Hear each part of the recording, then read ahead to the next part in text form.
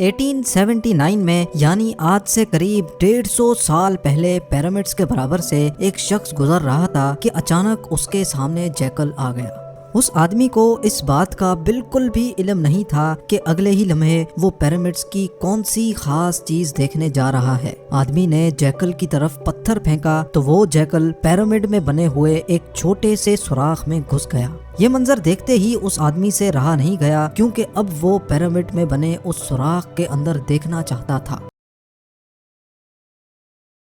اندر داخل ہوتے ہی آدمی نے خود کو پیرامڈ کے اندر بنے ایک سیکرٹ چیمبر میں پایا جس کی دیواروں پر عجیب و غریب لکھائی میں کچھ لکھا ہوا تھا۔ ناظرین، یہی وہ پوائنٹ تھا جس نے دنیا بھر کے ریسرچرز اور آرکیولوجسٹ کو جھنجھوڑ کر رکھ دیا۔ یہی وہ دن تھا جب دنیا کو معلوم پڑا کہ پیرامڈز کے اندر سیکرٹ چیمبرز بھی موجود ہیں جن پر آج تک ریسرچ چل رہی ہے۔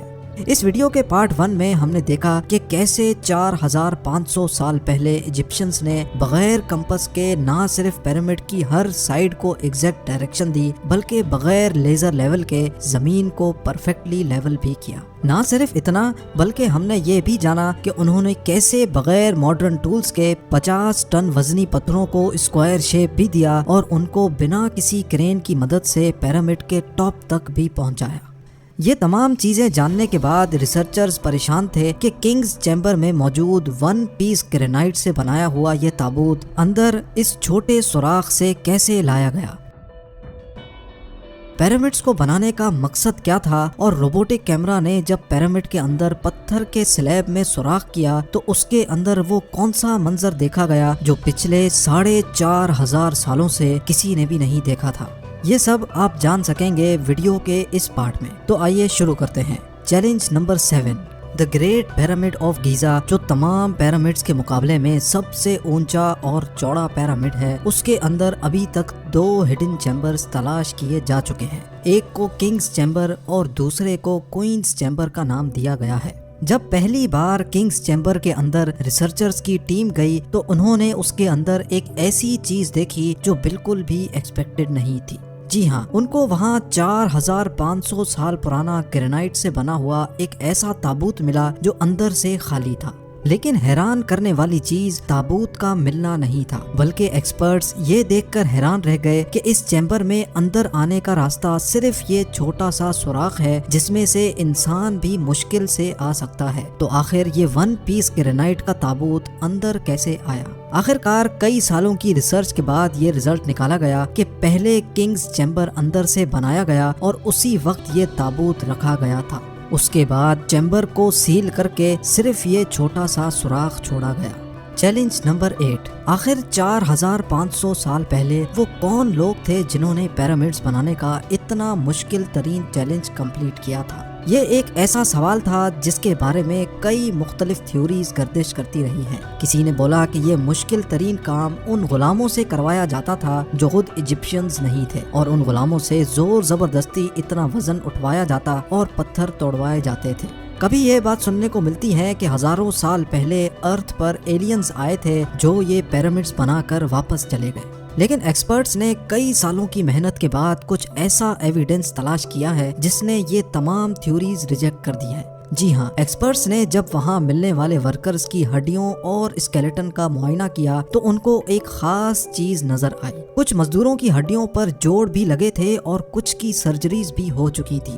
ریسرچرز کا ماننا ہے کہ جن لوگوں نے پیرامڈز بنائے تھے وہ کسی بھی صورت میں سلیوز نہیں ہو سکتے کیونکہ پیرامڈز کی کنسٹرکشن کے دوران ان کی میڈیکل ٹریٹمنٹ بھی ہوتی رہی ہے۔ لیکن پرانے دور میں غلاموں پر اتنی اٹینشن نہیں دی جاتی تھی۔ نہ صرف اتنا بلکہ ماہرین نے ان اسکیلیٹنز کو ریکنسٹرکٹ بھی کیا جس سے یہ ظاہر ہو گیا کہ پیرامڈز کو بنانے والے لوگ دکھتے کیسے تھے۔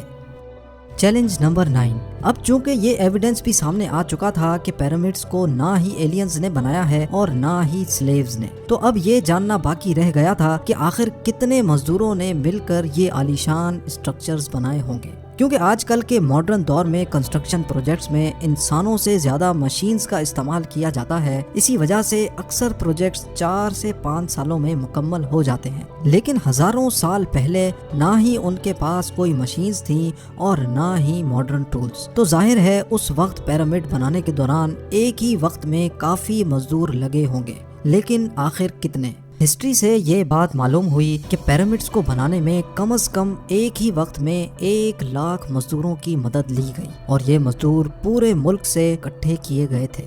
چیلنج نمبر 10، پیرامڈس کی الجھی ہوئی گتیاں اب سلجھنا شروع ہو چکی تھی۔ ایکسپرٹس اور آرکیولوجسٹ اب ایک ایسے موڑ پہ کھڑے تھے جہاں انہوں نے پیرامڈس کی کنسٹرکشن کے کئی پوشیدہ رازوں کو فاش کر دیا تھا، لیکن کئی راز ابھی بھی پوشیدہ تھے جو بار بار ریسرچرز کو تنگ کر رہے تھے۔ ان میں سے ایک راز تھا پیرامڈ بنانے کا مقصد۔ جی ہاں، 60 لاکھ ٹن سے بھی زیادہ وزنی 23 لاکھ پتھروں سے بنا صرف ایک پیرامڈ اور ان کے اندر بنے سیکرٹ چیمبرز کا آخر کوئی تو مقصد ہوگا۔ ریسرچرز کا ماننا تھا کہ صرف ممیز کو دفنانے کے لیے اتنا تام جام نہیں کیا جا سکتا، بلکہ ان پیرامڈز کا کوئی اور خاص مقصد بھی تھا۔ اس مقصد کو جاننے کے لیے دنیا بھر سے مختلف اداروں سے مدد حاصل کی گئی اور یہ رزلٹ نکالا گیا کہ پیرامڈز کا مقصد تھا انسانوں کو خدا بنانا۔ جی ہاں، ایجپشنز کا ماننا تھا کہ جب انسان مر جاتا ہے تو وہ اوپر آسمان میں جا کر ایک ستارہ بن جاتا ہے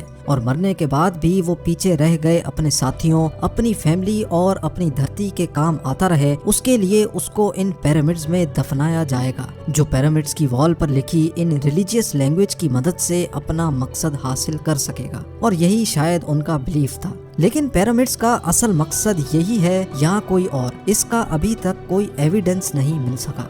چیلنج نمبر 11، اینشینٹ انجینئرنگ کی ہسٹری کے ان شاہکار اسٹرکچرز کے ڈیزائن نے ایک بار پھر سے ایکسپرٹس کو مصیبت میں ڈال دیا۔ یہ معاملہ شروع ہوا تھا گیزا کے پیرامڈز کی ایک ایریل فوٹوگراف سے، جس میں دیکھا گیا کہ ان تینوں پیرامڈز کا اسٹرکچر ایک دوسرے سے الائنڈ نہیں ہے۔ یہ معلوم نہیں ہو پا رہا تھا کہ جن لوگوں نے 4500 سال پہلے انچ بائی انچ لیول کر کے اتنی صفائی سے پیرامڈ بنائے، انہوں نے ان 3 پیرامڈز کو ایک دوسرے سے الائن کیوں نہیں کیا؟ کیوں ان تینوں کی پوزیشنز آپس میں کسی بھی صورت میں میچ نہیں ہو رہی؟ پہلے تو یہ ایک کو انسیڈنس سمجھا گیا، لیکن صرف تب تک جب تک رابرٹ پوال نے یہ کوڈ کریک نہیں کیا تھا۔ رابرٹ پوال کا ماننا تھا کہ یہ سب ایک کو انسیڈنس نہیں، بلکہ ان پیرامڈز کی یہ پوزیشنز ایک سوچے سمجھے پلان کی وجہ سے رکھی گئی تھی، کیونکہ اس دور میں ایجپشین ستاروں کو بہت مانتے تھے۔ اسی وجہ سے انہوں نے اورینز بیلٹ کے 3 ستاروں کی پوزیشنز کے حساب سے ہی یہ پیرامڈز بنائے۔ اگر غور کیا جائے تو ان 3 ستاروں میں سے 2 برائٹ ستارے ہیں، پر ایک ستارہ ڈم بھی ہے اور ان دونوں سے ہٹا ہوا بھی ہے۔ ستاروں کا یہی ایگزیکٹ پیٹرن گیزا کے پیرامڈ میں بھی استعمال کیا گیا۔ چیلنج نمبر 12، 1980 میں پیرامڈز پر ایک خاص قسم کی ایکس ریز پھینکی گئی، جس سے معلوم پڑا کہ کوئن اور کنگز چیمبر کے علاوہ پیرامڈ کی ٹاپ پر ایک اور سیکرٹ چیمبر بھی موجود ہے۔